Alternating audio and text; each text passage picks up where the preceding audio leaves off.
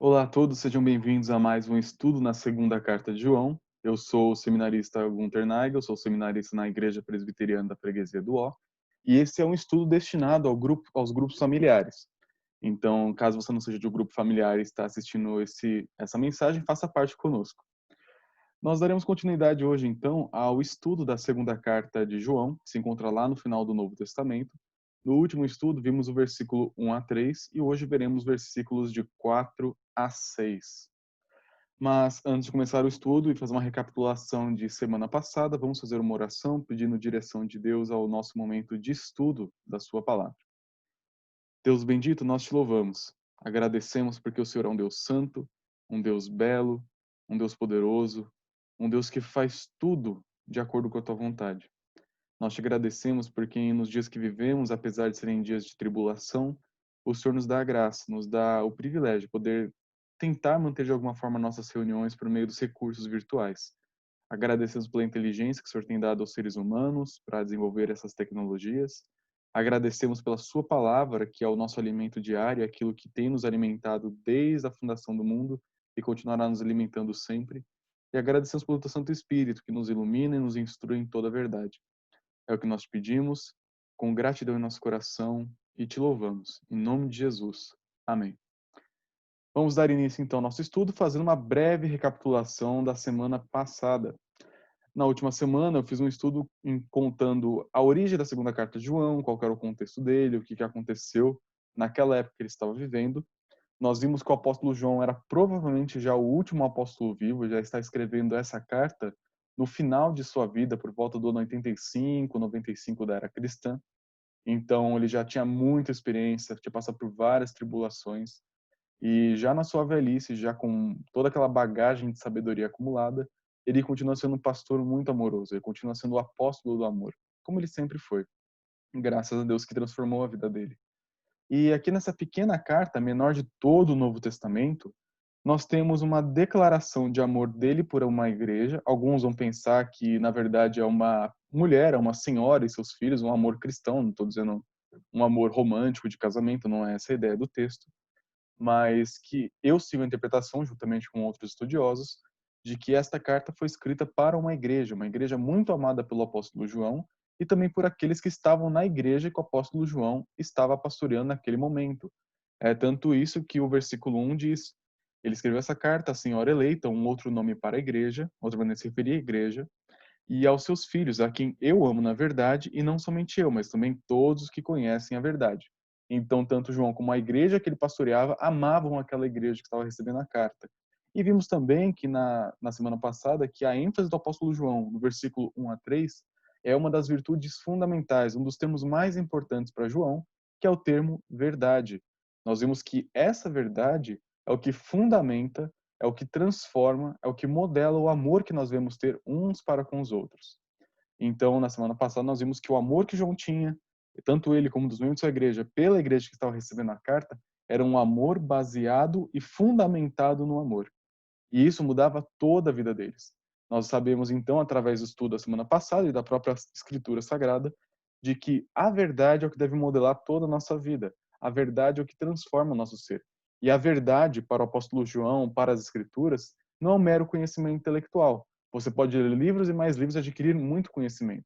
Mas a verdade que está sendo dita na Escritura é a verdade da palavra de Deus, aquela verdade que não é mero conhecimento intelectual. Existe sim um aspecto de conhecimento intelectual. Nós estudamos a Bíblia, aprendemos várias coisas. Isso é conhecimento intelectual e isso é bom. Mas o que João está querendo mostrar para nós é que é um conhecimento que nos transforma. Uma pessoa que conhece a palavra de Deus, que conhece mais do Senhor, que tem conhecimento de Deus, tem a sua vida transformada por este conhecimento, porque é revelação, é algo que vem do próprio Deus. E através deste conhecimento do próprio Deus, o Espírito Santo aplica aquela verdade aos nossos corações e por causa disso nossa vida é mudada. Então, nós entendemos que aquele amor que João e a sua igreja tinham por aquela outra igreja era um amor fundamentado na verdade. Eles amavam do jeito que tinha que amar. Eles amavam com um padrão que estava acima das nossas emoções humanas. Eu falei um pouco também sobre aquela ideia que nós temos às vezes de que nós temos sim que zelar pela verdade, mas entre a verdade e o amor, o que prevalece é o amor. Isso é uma verdade, isso é um conceito satânico. Não é assim que a vida funciona. O nosso amor deve sempre existir. Nós estudaremos hoje especificamente sobre o amor, nos versículos 4 a 6, mas esse amor deve existir ao máximo. Só que este amor que deve existir ao máximo, acima de tudo, deve ser fundamentado e regulamentado pela verdade. Então, nós não devemos amar as pessoas, amar as situações, acima do que a verdade nos diz, e sim da maneira e até os limites que a verdade nos impõe. Nós não podemos, por exemplo, propagar aquela ideia de que Deus ama o pecador e odeia o pecado, porque isso revela uma desassociação da verdade na prática. Em outras palavras, é o seguinte: como é que eu posso falar que eu amo alguém? Por exemplo, eu amo uma pessoa que comete um crime, mas eu não amo, na verdade, eu odeio o crime que aquela pessoa pratica, mas eu não a odeio. Não dá para desassociar o crime do criminoso. Não dá para punir o crime sem punir o criminoso. Quando nós tentamos fazer essa desassociação das coisas, nós perdemos a perspectiva do que a verdade nos diz. O nosso Deus mesmo, com relação a essa situação, ele tem duas atitudes. A primeira é odiar o pecador junto com o pecado, punindo no inferno por conta da sua justiça, por conta da sua santidade, que requer isso. O nosso Deus é bom e continua sendo maravilhoso, mandando pessoas para o inferno, porque ele é santo e para um Deus santo o pecado é inadmissível. Só que o nosso Deus também é um Deus justificador. É um Deus que transforma pecadores que devem ser odiados pela sua santidade em filhos, por meio do que Cristo faz na cruz por nós. Então, através do sacrifício de Cristo, alguém que antes era inimigo agora se torna um filho. E tudo isso de maneira justa e correta. Quando nós entendemos o amor de Deus, entendemos um pouco do que o apóstolo João está falando aqui. Não é um simples amor emotivo. Não é um simples amar independente das consequências, independente dos fatores. É um amor de acordo com a verdade. Nós devemos amar sempre, mas amar de acordo com os padrões da palavra de Deus. Nunca inocentando o culpado, nunca fazendo vista grossa para o pecado, nunca tentando preservar um vínculo de paz, quando na verdade aquela paz é uma paz demoníaca, que vai contra a palavra do Senhor. Veremos um pouco mais disso hoje, tá? Não se assuste com esse começo. Além disso, também nós vimos que João roga bênçãos para aquela igreja. Ele roga graça, misericórdia e paz, que é tudo aquilo que nós precisamos na vida cristã. A graça é quando nós não recebemos o que nós merecemos. Não, quando nós merecemos o que nós recebemos o que não merecemos. A misericórdia é quando nós não recebemos o que nós merecemos, a ira de Deus. E a decorrência dessas verdades da graça e da misericórdia é justamente a paz, porque nós agora estamos em paz com Deus. Não somos mais inimigos do Senhor, nós somos feitos filhos pelo que Cristo fez na cruz, pagando a nossa dívida. E por último, ele fala que essas bênçãos seriam sobre a igreja enquanto ela vivesse em verdade e em amor, de acordo com aquilo que as escrituras nos ensinam. Não podemos esperar bênçãos de Deus quando vivemos em rebeldia àquilo que ele nos pede em sua palavra. Fechado então esse resumo da semana passada, se surgir alguma dúvida, fique à vontade para me escrever, mandar mensagem, ou assistir o vídeo da semana passada para ver um pouco mais sobre isso que eu acabei de resumir. Mas hoje nós estudaremos sobre o verdadeiro amor. O tema da verdade e o tema do amor na segunda carta de João são muito fortes, bem como em todos os seus escritos na palavra do Senhor, nas Escrituras. E agora, no próximo texto, faremos da mesma forma que semana passada. Eu vou colocar todo o texto aqui na tela, talvez a minha câmera cubra uma parte do texto, então acompanhe na sua Bíblia também, se possível, até para anotar, marcar alguma dúvida. Eu irei expondo o texto parte por parte, grifando em cores diferentes aquilo que está sendo estudado para que você não se perca. Vamos lá então. A primeira parte do nosso texto, né, não é o primeiro versículo, é o primeiro versículo da nossa sessão, é o versículo 4, começa dizendo o seguinte: Fiquei sobremodo alegre em ter encontrado dentre os teus filhos os que andam na verdade, de acordo com o mandamento que recebestes da parte do Pai. E agora, Senhora, peço-te, não como se escrevesse mandamento novo, senão o que tivemos desde o princípio, que nos amemos uns aos outros. E o amor é este, que andemos segundo os seus mandamentos. Este mandamento, como ouvistes desde o princípio, é que andeis nesse amor. O começo, então, dessa sessão que estudaremos hoje diz o seguinte, que o apóstolo João ficou super alegre, ficou muito feliz em ter encontrado uma situação específica. Isso revela para nós algumas coisas bem interessantes. Cartas pequenas, como a carta de João, as duas cartas de João, que estão aqui no final do Novo Testamento, a carta de Judas, a carta de Filemão, por serem cartas curtas, às vezes não nos trazem todo o contexto de toda a situação que fez aquela carta surgir. Nós encontramos muitas vezes nessas cartas algumas pistas sobre o que o autor está querendo trabalhar ali. Nós temos um exemplo oposto disso, por exemplo, na carta aos Gálatas, em que o apóstolo Paulo dá uma bronca na igreja, explica todo o contexto, como que aquela situação surgiu e por que ele estava escrevendo. Aqui na segunda carta de João, nós temos algumas pistas para isso. Nós veremos de maneira bem enfática no nosso próximo estudo qual que era o problema da igreja, mas hoje eu quero só dar uma introdução para vocês. O apóstolo João, pelo que está escrito aqui, de algum momento da sua vida, algum momento antes de escrever essa carta, teve um encontro com membros daquela igreja. Ele diz: "Fiquei sobremodo alegre em ter encontrado dentre os teus filhos os que andam na verdade." Dá a entender, então, que o apóstolo João, em algum momento de sua vida, anterior à escrita dessa carta, talvez recebendo esses filhos como visitantes na sua igreja, conhecendo eles no meio de uma viagem, eles mandaram uma carta para ele, de alguma forma tiveram algum contato.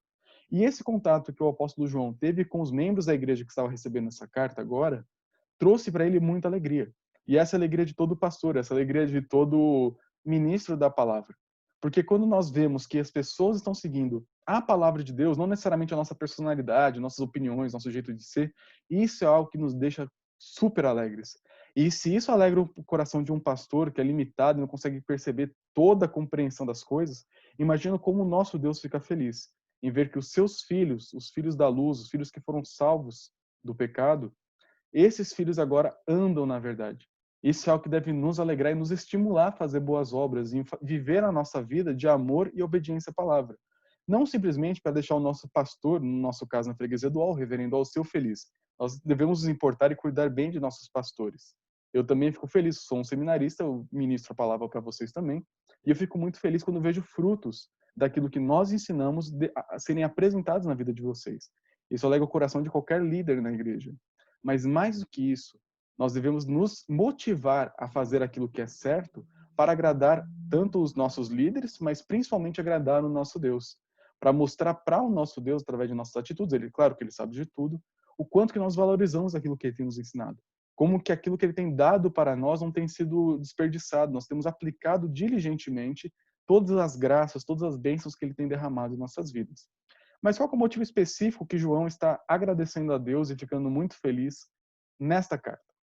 Ele fala aqui que ele fica feliz dessa maneira tão grande porque ele vê que os filhos daquela igreja, os membros daquela igreja, andavam na verdade.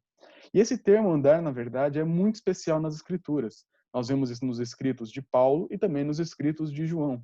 Andar na verdade não é literalmente, não faria muito sentido, né? Você andar, caminhar em cima da verdade. O que é caminhar na verdade? Não faria muito sentido isso.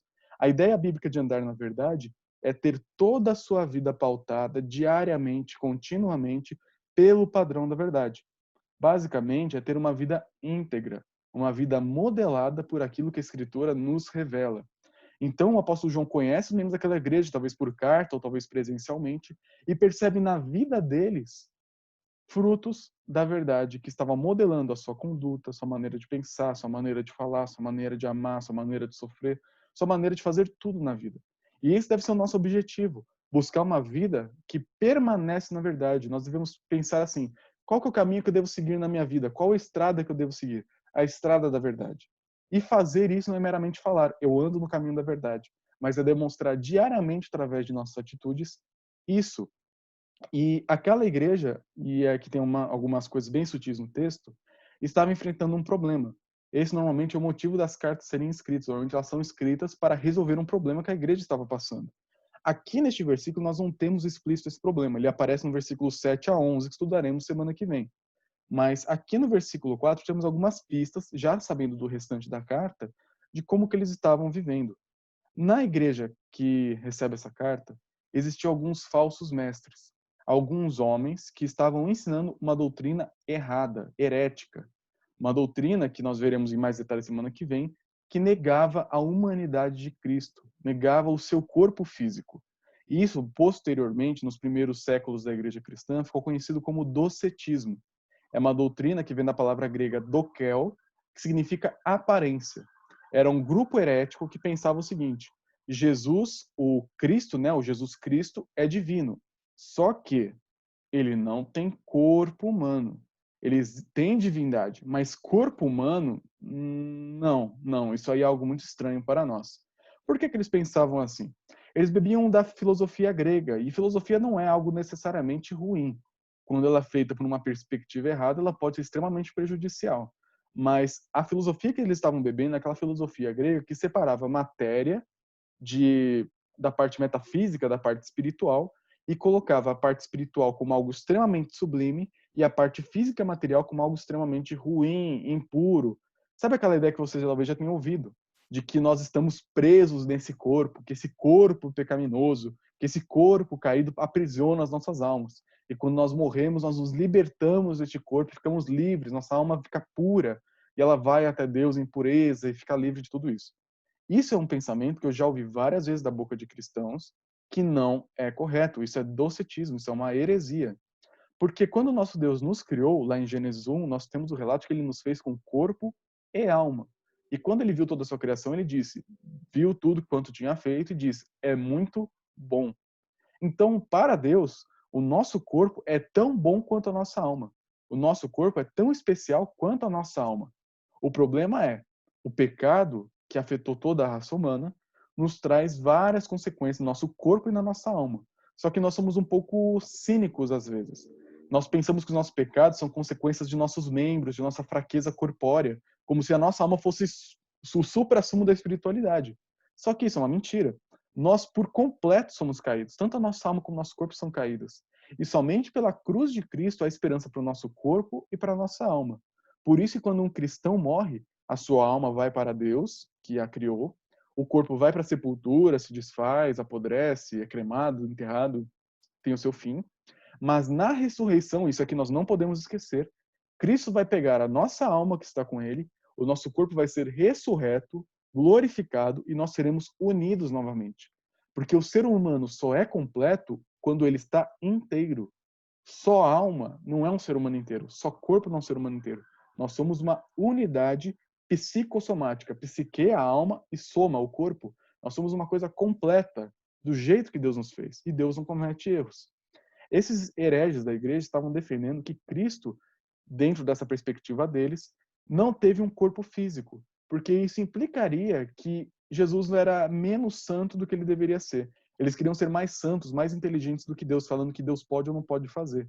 Só que o nascimento de Cristo é perfeito. Ele nasce de Maria, ele tem um corpo humano que veio do útero de Maria, ele foi gerado ali, a sua humanidade foi gerada ali, e ele realmente teve um corpo.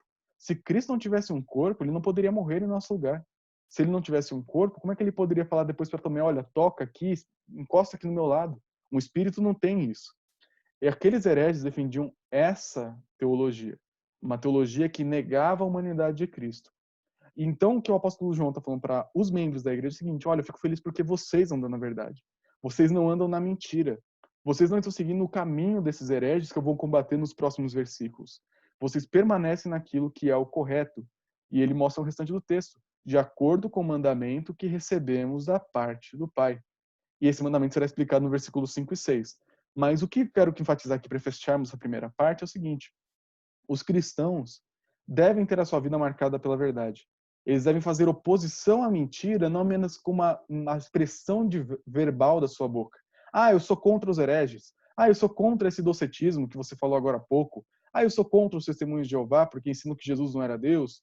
Ah, eu sou contra isso, contra aquilo. Não basta falar.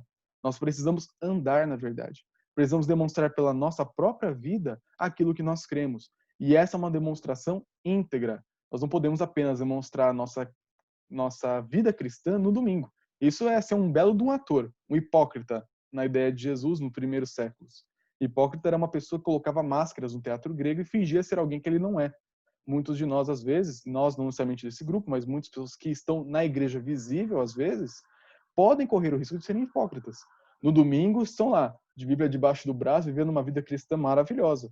Tem nomes, tem cargos, tem títulos, tem história, tem muitos feitos no passado.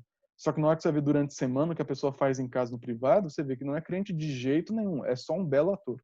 Merece um Oscar, mas não a graça de Deus, não merece nenhum tipo de favor, como se nós pudéssemos merecer de alguma forma, né? É só um jeito de falar com vocês. Mas nós não podemos ser atores, nós não podemos ser pessoas que separam a vida. Nós precisamos ter uma vida íntegra, uma vida debaixo da palavra de Deus, debaixo daquilo que Deus tem nos ensinado, o mandamento que recebemos da parte do Pai. E qual que é esse mandamento? Nós vamos ver agora no versículos 5 e 6. ele diz com o seu pedido. Ele primeiro apresentou o agradecimento que ele tinha para com a igreja, e agora vai fazer o pedido para aquela igreja, talvez no grupo dos presbíteros que comandam a igreja, ou talvez com algum grupo de irmãos que comandava, como que a igreja deveria proceder. Então ele escreve: E agora, Senhora, peço-te, não como se escrevesse mandamento novo, senão o que tivemos desde o princípio, que nos amemos uns aos outros. O versículo 6 vai repetir bastante essa ideia, mas eu quero trabalhar o seguinte com vocês. O que João pede para aquela igreja não é algo novo.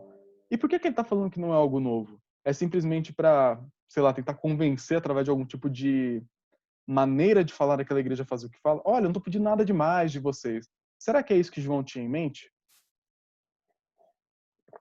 Com base no problema que aquela igreja estava passando, muito provavelmente ele está falando: não estou passando para vocês um mandamento novo para fazer oposição ao gnosticismo que estava entrando na igreja. Porque dentro do gnosticismo eles têm uma seguinte ideia: além daquela separação de alma e corpo, alma boa e corpo ruim, eles também pensam que você precisa, para subir degraus espirituais na sua vida, ter um novo patamar de espiritualidade, você precisa adquirir um conhecimento secreto. Você precisa descobrir uma nova verdade profunda e oculta que você só consegue por meios estranhos. Então o que João fala: olha, eu não estou pedindo para vocês nada novo. Vocês não precisam de um conhecimento novo para ter uma vida que anda na verdade, para ter fidelidade, para lidar com esse erro que está na igreja. Vocês não precisam disso. Tudo que vocês precisam é do velho e bom mandamento de amar uns aos outros. E também é interessante, porque ele fala que esse mandamento vocês têm desde o princípio. Nós temos desde o princípio. Quando nós lemos nossas Bíblias, lá em Levítico, capítulo 19, versículo 18, nós temos o nosso Deus já falando lá na época de Moisés: amem uns aos outros, assim como vocês se amam. Ame os seus inimigos. Perdoa aqueles que te ofendem. Desde o Antigo Testamento, isso é uma verdade que ecoa em toda a Escritura. E em João, escrito pelo mesmo apóstolo, capítulo 13, versículo 34, Cristo amplia esse mandamento. Ele nos diz: novo mandamento vos dou, que vos ameis uns aos outros assim como eu vos amo. E vocês serão conhecidos por esse amor, quando vocês amarem uns aos outros. Então, o apóstolo João está falando o seguinte: olha, gente, eu não vou passar nenhuma fórmula secreta. O que eu vou contar para vocês não é algo que só eu sei. O que eu vou contar para vocês é algo que vocês nunca ouviram na vida de vocês. O que vocês mais precisam na vida de vocês é voltar ao básico. É se lembrar daquilo que Deus falou desde o começo do Antigo Testamento. É o que o nosso Senhor Jesus Cristo falou no seu ministério aqui na Terra.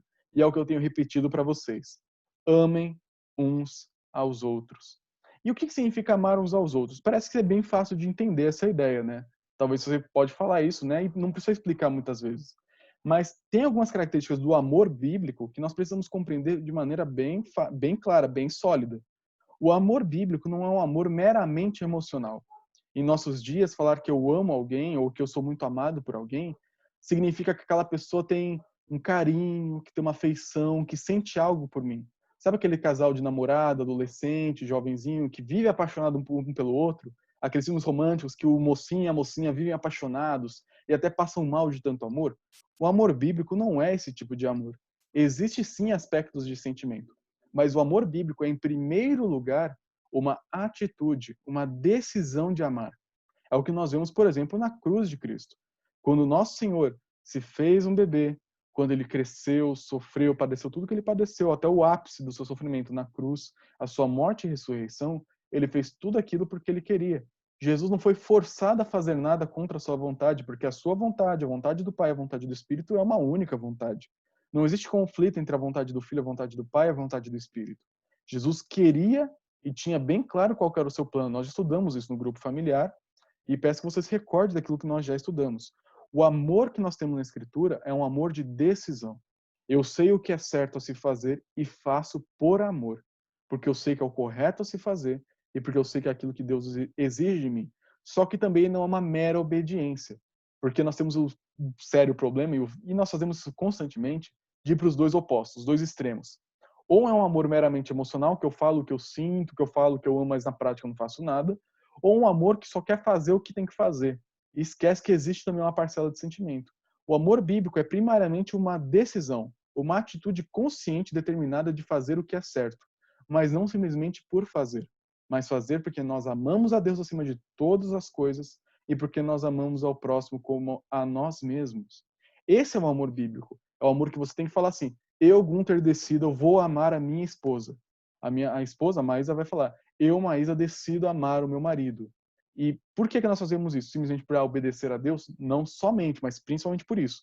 Mas também porque nós temos sentimentos, nós temos afeições uns pelos outros. E isso dá aquele cheiro agradável à obediência. Então, a obediência cristã não é meramente fazer o que é certo, mas é fazer o que é certo pelos motivos corretos, com o sentimento correto. E por isso que não é tão fácil assim, né? Se fosse simplesmente amar uns aos outros, a gente poderia falar, olha, os espíritas obedecem isso, os muçulmanos obedecem isso, os ateus obedecem isso, só que eles não obedecem isso. Quem obedece esse mandamento somente quem conhece o amor verdadeiro. E João mesmo, na primeira carta, fala, Deus é amor. O nosso padrão de amor é diferente do padrão do mundo. Nós aprendemos a amar com o que Cristo faz na cruz. Um amor que está disposto a sofrer pelo outro, a sair perdendo pelo outro. É um amor que troca nosso sofrimento pela alegria do próximo. É um amor autossacrificial. É um amor que não se limita apenas a algumas frases de efeito. É um amor que é marcado pela vida do nosso Salvador Jesus Cristo. Quando nós conhecemos a Cristo, conhecemos os ensinos dos apóstolos, conhecemos o Antigo Testamento, nós conhecemos qual que é o verdadeiro padrão de amor. E através desse modelo, nós imitamos a nossa vida prática. Então, o que João fala para aquela igreja é, olha, não tem segredo. Não tem uma verdade mágica que vocês têm que descobrir. O que vocês precisam para lidar com esses falsos mestres, para lidar com a vida cristã de vocês, para andar na verdade é amem uns aos outros. Isso é básico, isso é conhecido de vocês e isso é tudo que vocês precisam para a sua vida cristã. Continuando então no versículo 6, ele vai definir esse amor. Ele vai fazer o seguinte: e o amor é este, dois pontos, que andemos segundo os seus mandamentos. Eu já disse que o amor é uma decisão, o amor é uma obediência. A base bíblica, uma das bases bíblicas para isso, é esse versículo. O amor, João está falando de maneira bem clara, bem lógica, bem categórica. O amor é este, que andemos segundo os seus mandamentos. Nós já vimos que andar é permanecer continuamente sobre aquela verdade, e agora João vai falar que o amor é permanecer continuamente vivendo, experimentando e praticando os mandamentos de Deus. Por isso que Jesus pode falar no Novo Testamento, quando indagado qual que é o resumo da lei. Amarás o Senhor teu Deus sobre todas as coisas e ao teu próximo como a ti mesmo, porque nisso consiste a lei e os profetas. Toda a lei se resume a essas duas coisas, amar a Deus e amar ao próximo. Porque quando eu amo ao próximo, segundo a palavra e não segundo os conceitos que a gente ouve por aí, não segundo o nosso coração, eu vou aprender que amar ao meu próximo significa honrar meu pai e minha mãe, não matar, não adulterar, não roubar, não mentir, e não cobiçar. Os 6 mandamentos que se referem à nossa relação ao próximo, dos 10 mandamentos, são cumpridos no amor ao próximo. Então nós podemos pensar, como é que eu sei que eu estou amando o próximo? Você está amando o próximo quando você honra seus pais, honra as autoridades, quando você não odeia as pessoas, você não fala mal contra as pessoas, você não mente sobre as pessoas, quando você não cobiça aquilo que os outros têm, quando você não os ofende injustamente, quando você não rouba aquilo que é dele, seja prestígio, honra, mérito, objetos. Quando você tem essas atitudes de honrar o seu casamento, de ser fiel ao seu cônjuge, você está amando ao próximo. O amor ao próximo, que é o mandamento principal que nós temos que cumprir baseado nesse texto, não é um amor subjetivo. Não é amar do jeito que você acha que deve amar, mas é amar do jeito que a Bíblia nos manda amar. Então, se você tem dúvida se você tem amado ao próximo do jeito que a Bíblia pede, leia os 6 mandamentos, os 6 últimos mandamentos, a partir de honrar pai e mãe até não cobiçar. E faça uma avaliação da sua vida. Leia esse texto e pense, eu estou amando ao próximo desse jeito? E também, se ficar com alguma dúvida sobre como interpretar aqueles versículos, leia também Mateus 5, em que Jesus corrige interpretações erradas sobre os 10 mandamentos. Nós precisamos lembrar isso. O nosso padrão de amor é andar segundo os mandamentos, é permanecer naquilo que Deus nos revelou. E depois o apóstolo João termina dizendo, este mandamento, como ouvistes desde o princípio, é que andeis nesse amor. Ele faz um arremate de tudo aquilo que foi dito e fala, o mandamento que vocês têm que guardar, aquilo que deve pautar a vida de vocês, é o amor. E isso é aplicado ao próximo, como eu acabei de falar com vocês, obedecendo aos 6 últimos mandamentos, mas também é uma coisa que o próprio Jesus disse no Evangelho de João também, quando ele fala, aquele que tem os meus mandamentos e os guarda, esse é o que me ama. Nós não podemos falar que amamos alguém se nós não amamos de acordo com os mandamentos. Nós não podemos falar que amamos nosso próximo, o marido de vocês, a esposa de vocês, os filhos de vocês, se não amamos de acordo com os mandamentos. Eu seria um hipócrita se eu falasse que eu amo a minha esposa se eu traísse ela. Eu seria um hipócrita de falar que eu amo alguém se eu odeio aquela pessoa no meu coração. E a solução não é falar assim, eu sou hipócrita mesmo, acabou-se. Eu tenho que aceitar que eu sou hipócrita e vou seguir pelo caminho da hipocrisia. Não. É pedir a Deus que te dê arrependimento, te dê mudança de vida, para que você aprenda a amar no poder do Espírito Santo, de acordo com os mandamentos, do jeito que a Bíblia te pede. Se você tem problema com alguns dos 6 mandamentos que delimitam o nosso amor ao próximo, peça a Deus graça. O nosso Deus quer que você viva uma vida de obediência. O nosso Deus, se você é um filho de Deus, você é muito amado pelo seu Pai. E o seu Pai que está nos céus te deu o Espírito Santo. E ele vai te dar toda a graça, todo o poder necessário para ser obediente à lei dele. Por isso, ore constantemente pedindo para que Deus te ajude a cumprir os mandamentos para demonstrar esse amor, para que nós não sejamos encontrados com pessoas que falam que andam na verdade, mas que na verdade andam na hipocrisia. Eu queria terminar com algumas aplicações. Algumas são bem rápidas, outras eu quero gastar um pouquinho mais de tempo. Em primeiro lugar, não busque novidades espirituais. Eu escolhi essa segunda carta de João para estudar com vocês porque ela trata de vários pontos importantes nesse período de quarentena. Eu vejo que em muitos grupos do WhatsApp, não estou falando especificamente do nosso grupo familiar, mas também acontece ali, mas os meus grupos de WhatsApp que eu participo de vários deles por conta da igreja, do seminário e tudo mais, estão pipocando de vídeos de algum pastor falando, vídeo de alguma teoria da conspiração falando que a Bíblia já profetizou o coronavírus. Ela não profetizou, tá? Se você já ouviu isso, não caia nessa. Já recebi um monte de corrente falando que a gente tem que fazer isso, que tem uma conspiração, que tem aquilo, que o versículo tal fala isso, que o pastor tal falou aquilo. Tome cuidado. Para a sua vida cristã, você não precisa descobrir verdades ocultas espirituais. Tome cuidado com alguns vídeos e áudios que têm circulado pelo WhatsApp nesses últimos dias, falando sobre como a Bíblia profetizou o coronavírus, que o coronavírus estava profetizado lá em Daniel, que estava profetizado lá em Números. Não caiam nisso, não procure verdades ocultas na palavra de Deus, coisas estranhas, que parecem mais uma teoria da conspiração. Você não precisa disso para passar por esse período de quarentena. Você não precisa descobrir as tramas políticas, se é que elas existem por trás do coronavírus. Você não precisa descobrir disso. Você precisa lembrar, eu devo amar ao próximo. É isso que eu tenho que me concentrar. Não é tentar descobrir a crise do mundo, não é tentar descobrir as profecias ocultas da palavra, não é tentar descobrir um novo conhecimento secreto, não é ouvir um pastor que sabe falar aquelas coisas específicas que ninguém mais sabe falar, que ninguém nunca viu. Tome cuidado. O que nós precisamos na nossa vida cristã é o básico, é aquilo que a palavra nos fala claramente. Em segundo lugar, o que deve nos caracterizar nesses períodos de quarentena em toda a nossa vida cristã é a fidelidade no básico. Não se cobre de ser o craque em coisas estranhas e ocultas. Se cobre pessoalmente, sabendo que Deus te ajuda, que Deus está com você, de viver aquilo que Deus pede para você no básico. Amar o próximo e amar a Deus acima de todas as coisas. Se concentre nisso, é a melhor coisa que você pode fazer, é a melhor coisa que eu posso fazer. Caminhe no básico, não na mediocridade, mas caminhe no básico com excelência. Busque amar da melhor maneira possível ao próximo, busque amar da melhor maneira possível o seu Deus, de acordo com a palavra. Em terceiro lugar, o verdadeiro amor é um amor obediente aos mandamentos. E quem ama o próximo, que ama o próximo como a Cristo nos ama. Nós precisamos, então, nesses períodos de quarentena, aprender a amar de maneira correta. Talvez você esteja confinado na sua casa com seu marido, com a sua esposa, com seus filhos.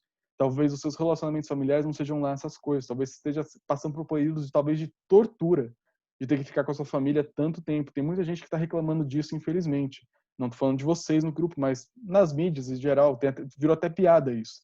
Eu prefiro estar trabalhando que ficar em casa com a minha família, porque minha família é muito difícil, meu marido é muito difícil, minha esposa é muito difícil, meu filho é muito difícil, meus pais são muito difíceis. Nós não devemos pensar assim. Devemos pensar o seguinte: nossa missão, já que nós estamos presos com as pessoas que nós mais amamos ou mais deveríamos amar, é justamente amar da maneira correta. Busque fazer um teste na sua casa durante esse período de quarentena. Busque amar as pessoas difíceis da sua família. Você também é uma delas, eu também sou uma delas. De acordo com a palavra. Leia as escrituras. Busque nos 10 mandamentos, orientações de como amar. Busque nos evangelhos exemplo na vida de Cristo, de como esse amor é demonstrado. Busque na palavra parâmetros para viver esse período de quarentena com amor ao próximo, da maneira que a Bíblia pede de nós. Não amor de boca para fora, não amor de mera obediência, mas um amor obediente, impulsionado por todos os sentimentos corretos e santos que nós podemos ter pelas pessoas. Em quarto lugar, o amor é uma decisão e não apenas um sentimento. Então, sai do campo teórico e vá para a prática. Eu não quero que você pense que teoria e prática são opostos um ao outro. Sem uma boa teoria, nós nunca teremos uma boa prática. E uma boa prática só é boa porque ela tem uma boa teoria por detrás. Só que às vezes na vida cristã a gente tem o risco de pensar que só a teoria é boa ou pensar que só a prática é boa. Não caia nessa. Você tem que ter uma decisão de amar. Você sabe que a palavra te pede algumas coisas com relação ao amor ao próximo, Não fique apenas pensando e falando, Senhor, eu preciso realmente amar o próximo. Senhor, me dê graça para fazer isso. Mas tenha atitudes concretas. Decida amar. Demonstre amor. Talvez preparando um café da manhã para aquela pessoa que você não tem tantas dificuldades às vezes. Talvez assistindo um filme juntos, fazendo um carinho, conversando com essas pessoas, corrigindo alguém que está rebelde à palavra de Deus, que também é uma demonstração de amor, que a gente pensa que não é, mas é amor bíblico, corrigir e desviar a pessoa da morte. Nós temos várias maneiras de demonstrar o amor cristão. Então, peça para que Deus te ajude a botar em prática isso. Que não fique apenas um bom pensamento, uma teoria, um planejamento, mas bote esse plano em prática, confiado no poder de Deus e baseado na palavra que prescreve como devemos nos amar. E por último, nós devemos nos dispor a amar como Cristo ama, de modo intencional e sacrificial. Em períodos de pandemia é muito fácil a gente ficar egoísta. Tem gente até que vai no mercado, compra todo o álcool em gel para que ninguém possa comprar mais no mercado, tem que comprar mais caro com aquela pessoa. Isso não é uma atitude cristã. Nós precisamos amar uns aos outros, em períodos de pandemia, em períodos de paz. Nós precisamos entender que o amor cristão não é o amor em que você é cabeça e não cauda. Não é o amor em que você sempre sai ganhando. É o amor que muitas vezes pode sair perdendo. Você pode sair com o seu ego machucado, com o seu orgulho ferido. Você pode sair arrebentado, mas com a consciência de que você amou de acordo com a palavra de Deus, que você fez o que Cristo te pede, aquilo que Ele deu exemplo de como fazer, nos amando mesmo quando nós éramos inimigos, sofrendo por nós, sendo rejeitado por nós, para que um dia fosse, para que depois de 3 dias ressuscitasse, fosse glorificado nos céus, transformando inimigos em amigos. Talvez as pessoas que você tem o desafio de amar na sua casa, no seu círculo próximo, não se convertam. Talvez elas continuem rebeldes contra Deus e trazendo sofrimento para você. Mas, sem atitudes de amor, sem falar do amor de Cristo, sem demonstrar o amor de Cristo, muito provavelmente elas nunca vão descobrir isso. Então, a nossa única tentativa, como diziam, minha mãe sempre dizia isso para mim, né? O não a gente já tem. Então, faça o que é certo, se dê o risco de amar. Bote sua mão no fogo. Não fique com aquela tentativa de se autopreservar, sabe? Eu amo, mas até o ponto que eu não corro nenhum risco de me machucar emocionalmente. Não caia nessa. O amor cristão é um amor que você está disposto a sofrer. Um amor que está disposto a fazer pelo outro o que Cristo fez por você um dia na cruz. Então, busque isso. É difícil? É. Se fosse fácil, a Bíblia não ia pedir isso para a gente constantemente. Eu tenho dificuldades com isso, você tem dificuldades com isso, todo cristão na face da terra tem dificuldades com isso.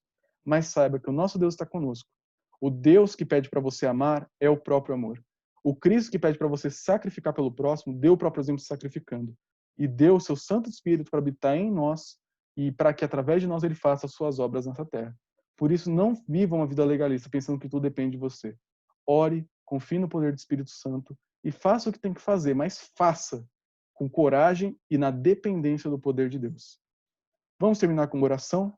E surgindo qualquer dúvida sobre isso tudo, fique à vontade, você é do grupo familiar ou de outro grupo e ouviu essa mensagem e queira mandar algo, ficou uma parte meio estranha, não concorda comigo, mande uma mensagem no meu WhatsApp, peça para a pessoa que te enviou esse vídeo, se você recebeu por fora do grupo familiar, e eu terei alegria em respondê-lo. Vamos orar? Deus bendito, nós te louvamos, te agradecemos porque o Senhor é o Deus que é o verdadeiro amor. O Senhor nos ensina a amar. O Senhor nos mostra como que deve ser pautado o nosso amor, de acordo com a tua palavra e não com nossos sentimentos apenas. Pedimos, Senhor, que o Senhor nos dê a coragem de amar, nos dê a disposição de botar a nossa mão no fogo, de correr riscos pelo amor. Não riscos que vão colocar a nossa vida em risco de maneira que não seja sábia, mas nos colocando na disposição de sofrer pelo próximo. Nos dê sabedoria para fazer isso, nos dê a orientação da sua palavra para fazer isso, nos dê poder do teu Santo Espírito para fazer isso. Nos ajude a viver vidas de obediência à palavra. Uma obediência não legalista, mas uma obediência pautada pelo amor, primariamente pelo Senhor e também pelo nosso próximo, como nós os amamos. Nós pedimos, Pai, nos ajude a fazer isso. Pedimos confiados na tua graça, no teu poder e no nome de Jesus Cristo. Amém.